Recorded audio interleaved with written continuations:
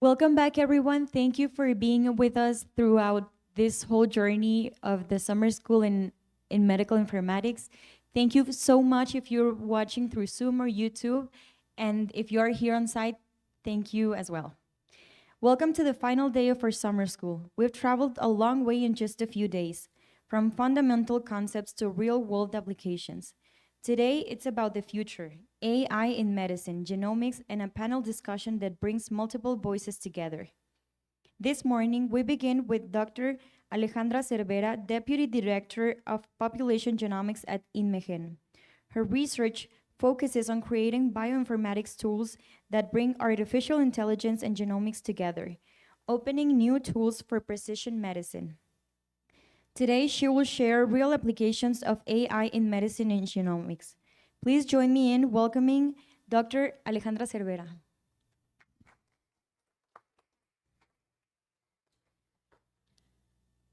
Thanks everybody for being here, and especially for the organizing committee for letting me talk today about my work. I'm going to first start with a brief introduction, and then at the end of the talk, I'm going to briefly discuss one of my projects. So the title of the talk today is Artificial Intelligence Applications in Medicine and Genomics. So first I want to start with this question: how is artificial intelligence used in medicine? And the answer is that it depends. It depends if we are talking about generative AI or predictive AI. And how do we classify these types of artificial intelligence? Well, predictive AI is the classical machine learning methods from supervised and unsupervised learning, like linear regression, decision trees, random forests, that we have been using for a long time in research and medicine. And generative AI is what has become like very popular now with these new tools that have arisen in the last few years, like ChatGPT and Grok, Meta. I'm sure you all have used them. And I think that nowadays, a lot of people, when we say artificial intelligence, they think first on this generative AI, although it has been only been used for a few years instead of like the classical methods that we have been using for a long time. So how do we use both of these things in medicine? So I will start with generative AI. Generative AI has the advantage that it can summarize huge quantities of information in a very short period of time, far surpassing the capabilities of any human. So this is great in the medical practice because it allows both doctors and patients to take notes during consultation. And also it creates a record of what's being discussed. And I don't know if you have been to the doctor with relatives, especially maybe an older relative. And after the consultation with the doctor, when you check notes and see what has been discussed, you will see that sometimes versions vary, right? So not everybody hears what they want to hear when they are at the doctor. So these tools have allowed doctors now to give the instructions and a summary of what has been discuss to their patients and make sure that the treatment can be followed more precisely. So doctors also use these large language models for studying about diseases and checking which symptoms correspond to which diseases and to summarize information that it already exists about treatment options and clinical trials, for example. So one of these tools that's already in the practice, it's called Clinical Key AI from Elsevier. So they used a specific Dominion knowledge database. So they have all the research papers that Elsevier, that is a very popular editorial, has, and they have access to medical textbooks and clinical trial protocols information. And all of that can be summarized in seconds. So the doctor can even check it while it's at the talking to the patient. If the patient takes different drugs, for example, they can check if what they want to prescribe has different drug interactions and decide on a better treatment depending on what other drugs the patient is taking. So this is a tool. I mean, don't want to make any advertisements for Elsevier here, but this is how generative AI is being used right now at the clinic. And then there's this other tool I'm less familiar with, but this is specific for the UK. So apart from the information on diseases and symptoms and treatments, it has guidelines specific for the United Kingdom. And now, how do we use predictive AI in medicine? So I'm going to show you a couple of examples of how it's already being used at hospitals. So remember, predictive AI uses mathematical models and pattern recognition to predict the future. And we use it both for diagnosis and to direct treatment. So for diagnosis, one of the classical examples is using AI during colonoscopies. So this helps the technician that is doing the colonoscopy identify polyps and flag them from removal. So this has been shown to help the technicians identify more polyps than without the tool.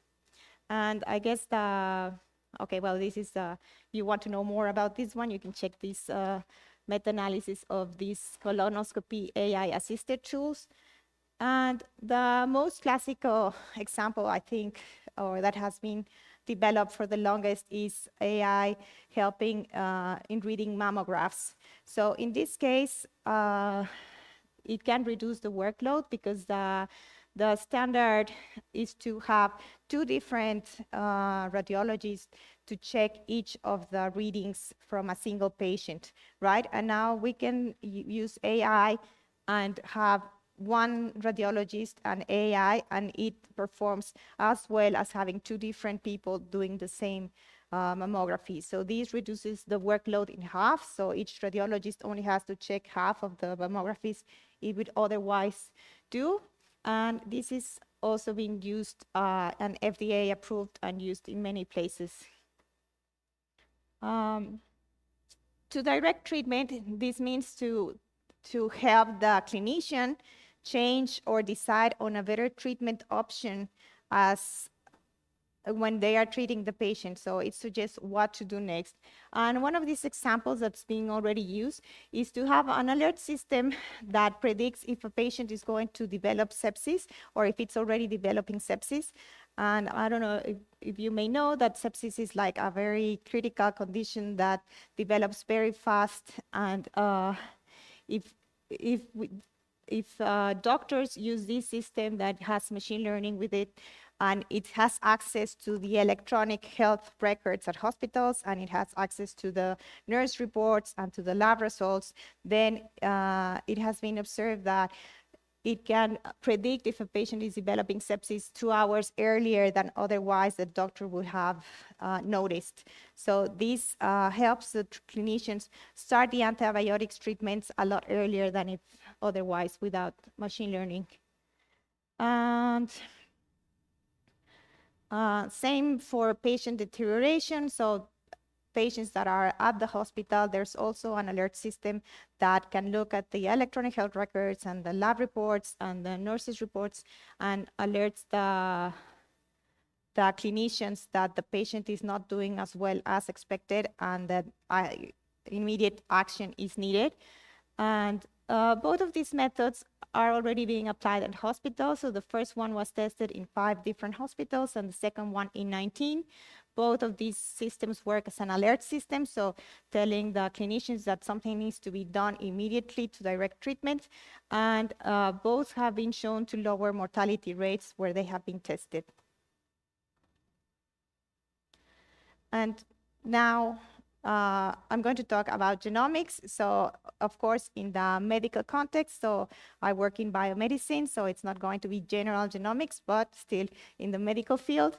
And to get us all first in the same page, I want to do a quick recap of high school molecular biology. So to make sure that we are all going to understand the rest of the talk. So I want you to remember that all your cells have a nucleus, and inside the nucleus we have the DNA. The DNA is also called our genome. So a lot of times when we talk about genomics, people think we're only talking about the study of the DNA. But the field of genomics in general also includes when we talk about the RNA and protein. So let's remember the RNA is transcripts that come from genes that are in our DNA, and the genes encode the information to create the proteins. And the proteins are the molecules inside our cells that make all the functions. So when a cell wants to do something or something is needed in your body, then the right protein has to be created. And it's created from the instructions in the DNA that are encoding this protein, right? So we're all back to ready for understanding genomics. And how do we study genomics? So in particular, in my case, there's many ways, but we use sequencing technology, which allows us to go from the molecules to strings and characters that we can then process and analyze and apply machine learning methods to. So once we sequence different people and we study their DNAs, what we can check is, for example, if there are positions in the DNA that differ between different individuals. And these variants here in the population usually are reflected in different phenotypes. So this variation is what makes some people to have blonde hair and people to have dark hair, or blue eyes, brown eyes, to be short, to be tall, etc. It also encodes for phenotypes that we cannot really observe. And of course, these variants also can be related to diseases, right?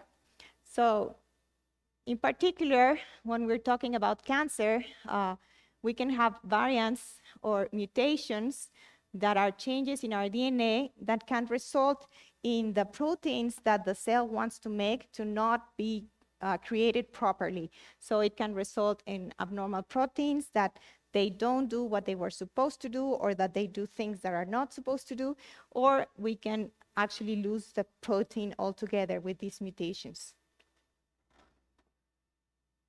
So how is artificial intelligence used now in genomics? So first, again, I'm going to go through generative AI and then predictive AI. So for generative AI, we can use large language models in the same way that I described using for medicine. So researchers can gather information about these variants, what associations, the specific disease associations they have of these variants, and they can see if they have been, for example, tested for being biomarkers for certain drugs. So all the information that exists out there in the literature, it can be summarized using, of course, generative AI. But also, there's been attempts to make like these large language models, but instead of using the natural language, now to use the genetic sequence and to create a model that can predict what's the functions of a specific sequence and what is and predict new sequences. So if we have the function that we want, we could, in theory, ask this model what the sequence would need to be to have that function. So this is an emerging field, of course, and this is a program from the Wellcome Sanger Institute. I'm sure there's more in more places, but this is a field that's just starting. We don't have these large language models yet, but probably one day we'll have them, and let's see how it helps in research. So now I'm going to switch to the good old predictive AI in genomics. So I'm going to showcase one of the problems that for which we use machine learning, and this is for variant calling. So variant calling is the process of identifying these variants in the sequences, right? So if we input DNA from different people or from from tumor samples and normal samples, and we want to call where we see differences between the samples. We used, there's many methods. I just showing here the one that Google developed because it has the name deep. It says deep in the name, and it makes it obvious that it uses deep learning, but there's many methods, and they have been around for many years. And we use these to identify both the germline variants, which are the ones that are in all our DNA, and the somatic, which are the mutations in cancer. And now another problem for which we use predictive AI in genomics is to classify samples based on their gene expression profiles. So when we talked about how the genes encode the proteins, when a protein is needed, then this gene gets transcribed as many times as we need this protein, right? So the expression profiles refer to how many times each gene is being transcribed. And here I want to show this because it's a very popular example and success story about using gene expression profiles. So this is MammaPrint, which is a product that you can buy, and it's very used for breast cancer, and it tells you based on the expression profiles of 70 different genes if the patient is high risk or low risk, and it can help the clinician decide which type of chemotherapy to give to these patients depending on this risk assessment. So this also has been around for many years. It's commercially available, and it works well. And now, instead of giving you some more examples of things that are out there, I want to tell you a little bit about a project I work on. So this is a project sponsored by CONACYT and now CECICTI, and the leader of this project is my collaborator, Dr. Carmen Alaez, and she invited me to join in this project to help us, to help her get more meaning of the sequences that we were getting from a lot of children that participate in this study. So first, to make you interested in this problem as I am, let me tell you about a little bit about B-cell acute lymphoblastic leukemia. So leukemias, acute lymphoblastic leukemias, are the most common type of childhood cancer, and they are the leading cause of cancer-related deaths in children and young adults. This is worldwide and also in Mexico. And for some reason, incidence in Mexico is higher than the world average. So we don't have the highest incidence, but it's higher than average. And these people can think that it's just mainly due to environmental reasons, but since we have observed that also children born in the US but from Mexican parents have a higher incidence of leukemia, so then we are suspecting that there is a genetic component to it, so it's just not the environment only.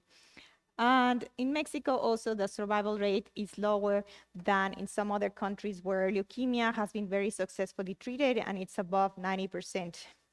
So in this project, we of course want to identify what's going on with these children, why this is happening. Of course, there's many reasons for this. One of the reasons is that children in Mexico present with a higher risk prognosis at the beginning, so something genetic must be going on, because it's not because of lack of treatment or abandonment of treatment or improper diagnosis, but also because they start with worse prognosis since the beginning. And how are we studying this project? Here we used RNA-seq, which is the sequencing of the RNA. And very briefly is that we extract the RNA from bone marrow samples. We have in this project so far 231 patients, but we are constantly recruiting more patients, so this number keeps growing. And we extract the RNA and then we sequence it. And here we have an example of the sequences, which we are very interested in knowing how these genes look, but not only how they look, but how is their expression profiles. So that means how many times each of these genes is being sequenced. And we get like a matrix like this sort with information for each gene, for each patient. And we are not doing the whole transcriptome. That means we are not studying all the genes that are being transcribed in the patients at the same time, but we have just a panel of 1,385 genes. These genes have been chosen because they are related to cancer. And in principle, it makes it cheaper to just sequence this amount of genes instead of the expected number of genes. So humans have around 20,000 genes, but in a specific tissue, you are expected to have like 12,000 genes expressed at a time. So if we would be doing the whole transcriptome, we would be sequencing around 1,200 genes. And 12,000, sorry. And in this project in particular, there's many arms of this project. I'm just going to talk about a specific problem because this is a very simple example of how we use machine learning to solve this. We are looking specifically at this gene called CRLF2, and we have seen that this gene is usually altered in Mexican patients more frequently than other populations. This is something that we observe in our own samples, but it is also reported already in the literature. And the alterations that we observe can be point mutations, that is that in the gene sequence there is a change from one base to another, or we can have more complicated alterations that are called fusion genes, which are when a part of the DNA gets deleted or translocated or moved around, and genes that were usually far apart end up being fused together and forming a new gene that forms a new protein that has a different function that originally this gene and this gene would have had.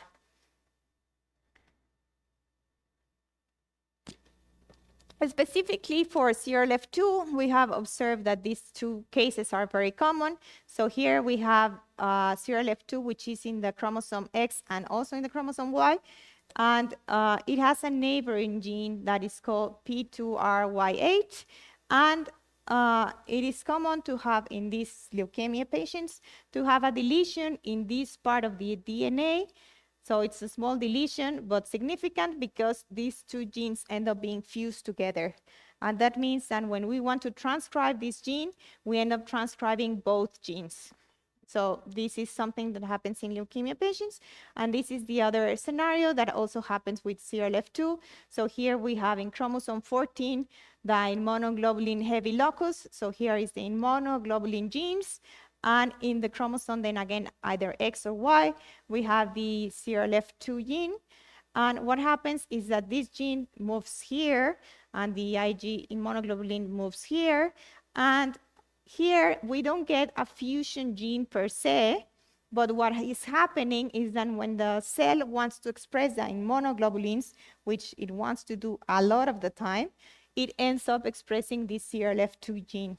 So both of these two, both the point mutations and the fusions, they both result in overexpression of CRLF2, and this is associated with poor outcome for the patients.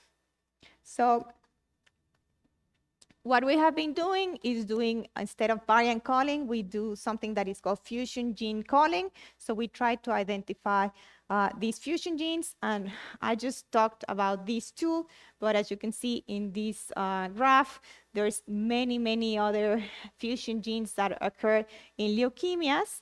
And we have a classification system based on what fusion gene you have, and these subtypes are related to prognosis. So these are well-known recurrent fusion genes that we have in these patients. And here we have the CRLF2 with this other gene, which is very prevalent in our patients. And also I forgot to mention, but since we don't get a fused gene when the CRLF2 gene moves to the immunoglobulin locus, we only get the overexpression of this gene. So this fusion gene is actually very difficult to detect with RNA-seq data because we don't have a fused transcript. We only see the overexpression. So here we detected one, but we suspect that we have many more in our samples that we cannot see because we don't have this sequence that shows both genes simultaneously.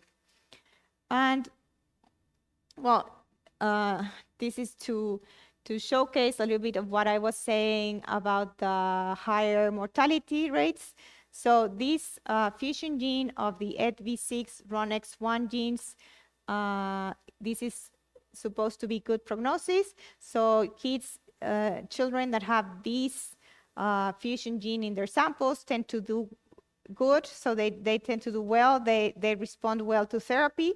And here in gray, I show you what's expected based on what has been observed in other populations.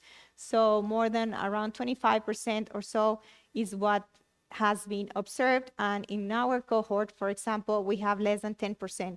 So from the get-go, these children, we have less cases of the good prognosis ones. And on the other hand, we have this Philadelphia-like phenotype that is of poor prognosis, and we have in our cohort slightly more than what's reported in literature.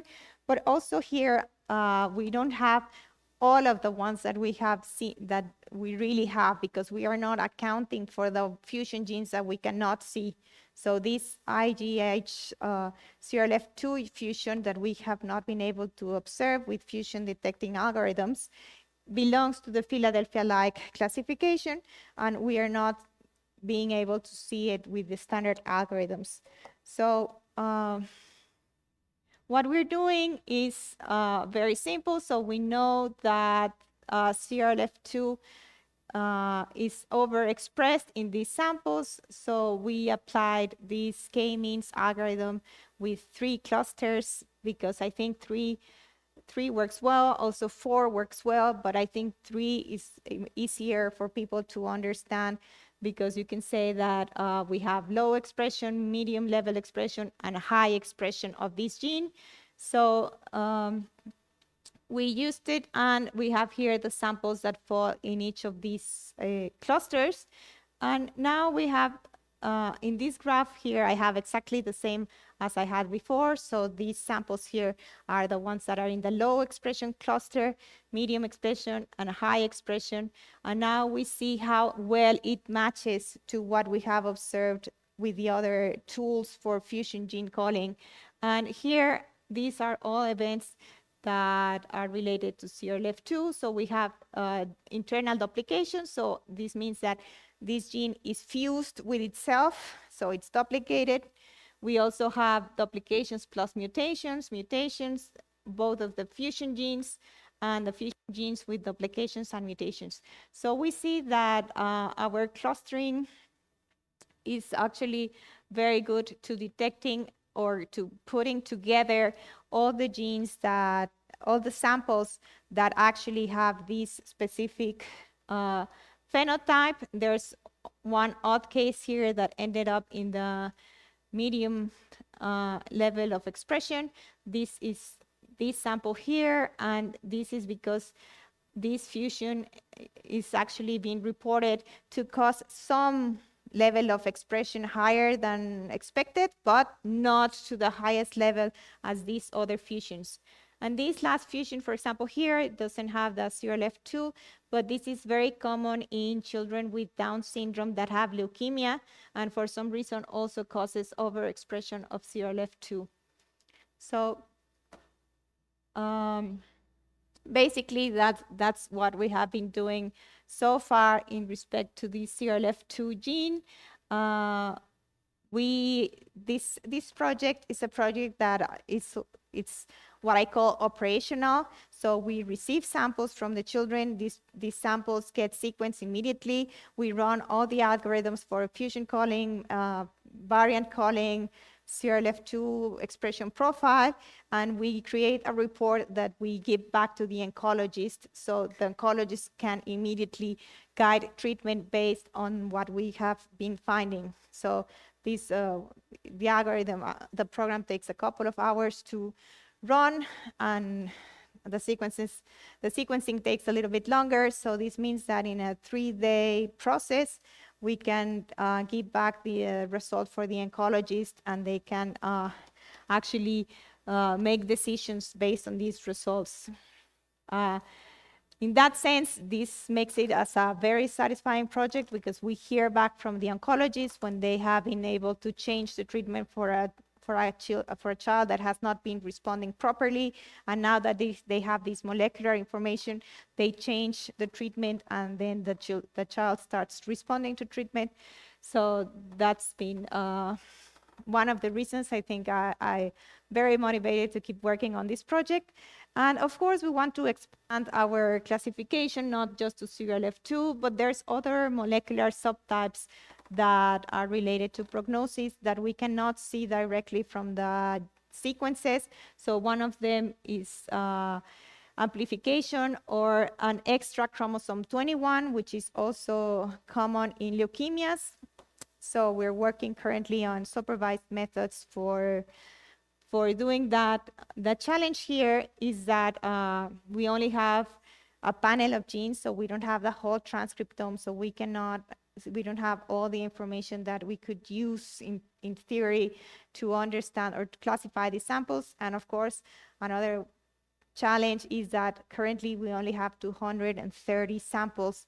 So for example, this is from a similar leukemia project, and here they use TSNE to cluster the samples, and it works very well for most of the subtypes. So here in different colors, we can see different subtypes. There's here, for example, some overlapping. This amplification of chromosome 21 is here, for example. Philadelphia-like is here, so the CRLF2 fusions are in here.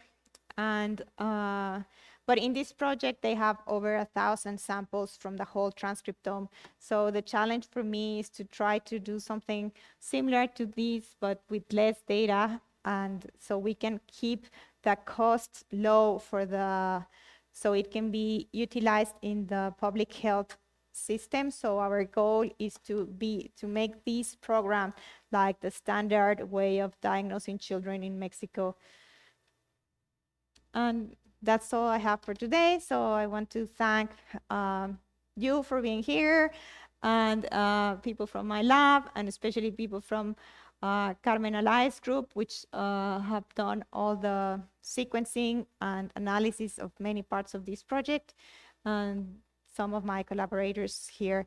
Thank you.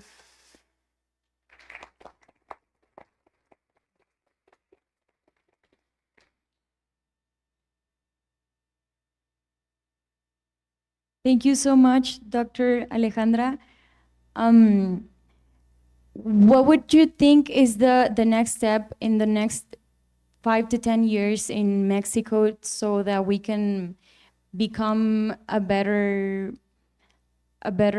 place to make problems, to solve problems in terms of genomics? Like, I'm sorry, I was formulating my question. I'm just laughing because it's so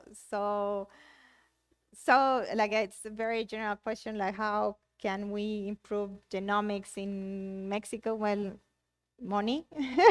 Money always helps, so more money would help us sequence more people. There's projects that are working on specific populations in Mexico, so I think to have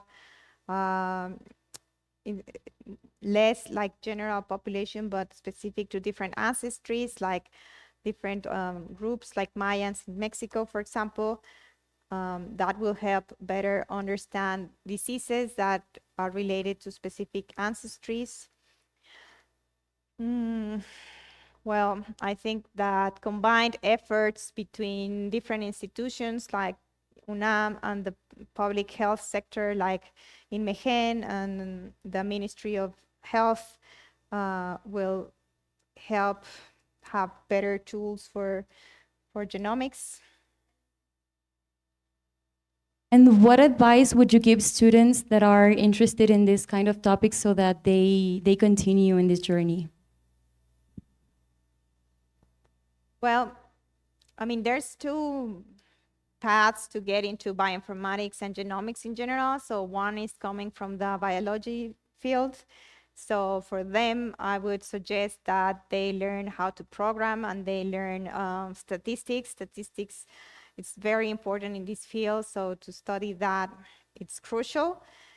And for computational people like me, I think the biggest challenge is that a lot of people from the computational field want to solve biology problems without really getting into the details. So I think the best advice for them, in my opinion, is to find a topic that you're passionate about and try to learn enough of the biology that you can contribute to the interpretation and not just to the method development. Thank you, Alejandra, for this wonderful talk. I would like to know your opinion about generative AI for interpreting these DNA or RNA codes automatically. Do you think that in a future we can use, I don't know, ChatGPT to identify these gene fusions and stuff like that? Do you know if there is any work that is already being doing in this field? I mean, this field has progressed enormously in very few years, so I don't want to say like, yeah, no, never, because in 2 years maybe it's solved. But I think that these generative AI or these large language models that are trained not on natural language, but on DNA sequences, I think it is going to take a while for them to be fruitful, but possibly I think it's going to work at the end. Because in principle, there's a lot of information encoded in the DNA, so we just need to be able to extract it efficiently. But for calling fusion genes, I mean, the thing here is, in this case, for example, what the type of sequences that I'm using, it's called short read sequencing, which are small fragments, and then we have to reconstruct a transcript that is much longer. But now we have other technologies that are long read sequencing. For example, when you can transcribe the whole to sequence the whole transcript altogether, and you don't have to do this reconstruction of the original sequence. So I think that more advances in the technological side of the genomics is going to push forward the field. I mean, hand in hand with obviously the computational development. So I think it's also that the technology in genomics, it's also getting better all the time, and some of the problems that we have today are not going to be, I mean, for example, this problem of variant calling, if the sequencers were perfect, it would be a non-issue to decide if this is a real variant or it's an artifact. So we need currently machine learning methods because the technology still has many errors, but as those errors are improving, then many of the methods that have been developed in this field that took years to develop, then in a few years later, they are not used anymore because technologically we have been advancing really fast in this field as well. Thank you for your answer. Yeah, I totally agree. About the some of the issues that you mentioned are they also related with the computational power that you need to process these sequences? What are the the computational equipment that you are using in your research, and do you think this is enough, or maybe if you have more computational equipment, computational power, you will achieve better results? What is your opinion or your view about this in Mexico in general and in your lab? Well, currently at my institute, we have a good enough cluster, I would say. So processing data is not like an issue currently. So I think very quickly what's going to become an issue is space. So sequencing takes a lot of space of hard disks. So we currently have to keep buying and buying and buying hard drives and maintain those. So I think more than the processing power, because I mean, of course, I'm talking about the project I presented here, like different projects. If you do analysis of whole genome sequences, then immediately you will start, you need a very good cluster and processors and do parallel computing. Otherwise, you would be there hours and hours waiting for your results. So these data sets are quite small. We only process 8 samples at a time because that's what we get from a sequencing run. And we get samples like once or twice a week. So it's not demanding computationally. It's going to be demanding in space eventually. And but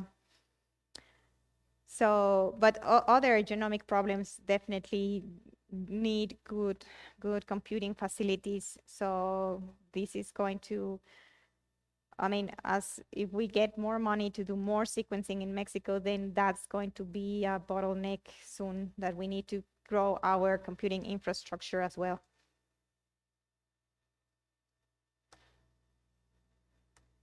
Hi, doctor. Thank you for your lecture. It was very interesting. I was wondering if the genes that you use in the panel are leukemia exclusive only, and what kind of sequencing do you use? It's like NGS. Thank you. Yes, it's next generation sequencing. We use a panel from Illumina that's called pan cancer. So these genes have been selected because they have relevance for clinical outcomes in any cancer. So we sometimes get patients that don't have B-cell leukemia, but they have T-cell leukemia. So the panel works well as well for those, and from other cancers as well. So I think it's, I don't know if it works for all cancers, but it's a panel that is general enough. So, I mean, leukemia, I think, well, I don't want to say something that I haven't studied like all cancers, so I don't want to say, once you get into a field, you discover the complexity of it. So, but I think leukemia is one of the ones that probably has these already identified biomarkers that are a lot of them. So I think leukemia is a good example that if it's already covered in this pan-cancer panel, then probably for other cancers, it would be even an overkill, because for some cancers, you only need to identify one mutation or one specific gene. And yeah, it was next generation sequencing, so. Hi, Hi. thanks very much. Welcome. Could you tell us a little bit about the natural history of your laboratory? I see you have a Danish collaborator, the University of Copenhagen, and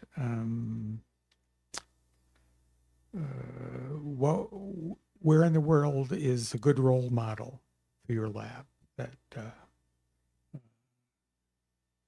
Yeah. that you're following? Yeah, well, my group is like very much starting. So I just became a PI a couple of years ago. So How many? a couple. Okay. So most of my students currently are I only have one master degree student, and the other ones are bachelor's degree. So it's going to be a process. So right now, what I presented mostly of this method, I did it myself. So I'm hoping to recruit students soon and get my lab growing. And this Nicolas from Copenhagen, he's actually Mexican from that studied with me computer science in the Faculty of Science here at UNAM. So we studied together, and then we both decided to go into bioinformatics. So he went to Germany to study, and I went to Finland. And then we have been collaborating ever since. And he has introduced me to a friend of his also from school that it's Rodrigo, and he works at the National Cancer Institute. So now the three of us work together in many projects, specifically for testicular cancer, for example. So it's just like networked from high school and I mean from college. How nice. So, sorry? How nice. Yeah, and I would say that for me, my mentor is Dr. Carmen Alaez. She works at my institutes, and she leads the laboratory of genomic diagnostic in Mehen. And I think she has like an excellent lab. Like everybody in her lab is very happy all the time, and you see how they all get along fine. So I think that it's good for starting PIs to see that being in academia and doing research can be a nice environment. And she has been like nice into helping me start my own projects. And this year, for example, we got together like one of the projects from CONACYT, so we got sponsored to continue this project. She originally had the funding for this project, and now I have submitted my own project with her guidance, and now I have my own grant for my own project within this project. So I think having a mentor early in the career has been important for me, and I think it has helped me get to where I am right now. The principal use of AI in your work is a classifier to make sense out of disparate sequences that you find? Yeah, mostly we try to classify patients that will respond and not respond to therapy, for example, in testicular cancer. And here we are trying to classify patients into probably having a specific molecular type, molecular subtype, even if we cannot observe it directly. So yeah, it's a lot of classifying patients with the aim at the end that the medical doctors can decide on a less aggressive treatment or more aggressive treatment depending on the molecular information. So are you keeping a scorecard? No, because I think the advantage of being a computational biologist is not to actually have to, I mean, this sounds harsh, but a lot of these patients die, and it's very hard, I would say, for the clinical doctors to be in contact with the patients. And it sounds a little bit cold that for me, they are numbers at the end of the day. So I think in a way that, I mean, I don't want to know how many children have died because we didn't get the molecular subtype right or something. I want to know how many have successful stories. So it's I think it's I mean, I don't envy oncologists for doing what they do. Do a lot of your patients, pediatric patients, come from the hospital down the road on Insurgentes? Your samples? Yeah. A lot of the samples that we have here are from Mexico City because it's obviously the easiest place, but this project started trying to get samples from patients where there is a higher incidence of these leukemias. So they are from Puebla, Oaxaca, and Tlaxcala mostly. So the idea is to give also these places that don't have access to sequencing directly in their own states the opportunity to get this molecular diagnosis. So it's from central Mexico. And when I have presented like this project in other meetings for within the Ministry of Health. Like a lot of people are interested from other parts of the country to join the project. So right now, what anyone can do to join the project is, I mean, oncologists, is to contact us and agree to send the samples. I don't want to monopolize the questions. I have one more. So about 10 years ago, I learned about an institute in Birmingham, Alabama. Do you know the one I'm talking about? Its name is Hudson Alpha. Okay, well, you know, no inborn error of metabolism is too difficult for them to figure out. The only thing is the price.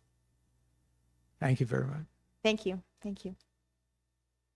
We have a last question from the Zoom meeting that says, what do you consider today to be the main difficulty for those working in genomics and bioinformatics? Big data, biological interpretation, or the lack of interdisciplinary training? Ah, that's a good question. Can I choose all of them? I would say the toughest part, I think, is the biological interpretation, I would say. Thank you so much for your answers and your lecture. And if there are no further comments, I invite everyone that's interested in this kind of topics to contact Dr. Alejandra, and thank you so much. Please, an applause to Dr. Alejandra.